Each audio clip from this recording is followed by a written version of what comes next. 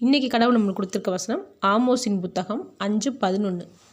நீங்கள் தரித்திரனை மிதித்து அவன் கையிலே தானியத்தை சுமை சுமையாய் வாங்கியபடியினால் நீங்கள் பொழிந்த கற்களால் வீடுகளை கட்டினீர்கள், ஆனாலும் அவைகளில் நீங்கள் குடியிருப்பதில்லை.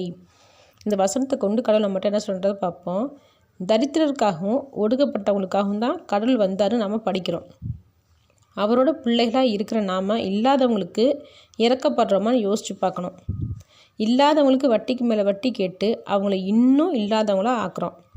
உண்மையாகவே நம்ம இறக்கப்பட்டோம்னா நாம் அவங்களுக்கு இலவசமாக தான் கொடுக்கணும். நாம் நினைக்கலாம், இலவசமாக உதவி செஞ்சால் நாம் ஏழையாகிடுவோம் அப்படின்னு சொல்லி நமக்கு ஒரு பயம் இருக்கும், நினப்பு இருக்கும். கடவுள் நமக்கு கொடுக்குற ஈவு எல்லாமே அவரோட ஆதாயத்துக்காக கொடுக்குறாரு. நாம் கஷ்டப்படக்கூடாதுன்னு தான் நாம் கேட்குறத கிஃப்டாக கொடுக்குறாரு.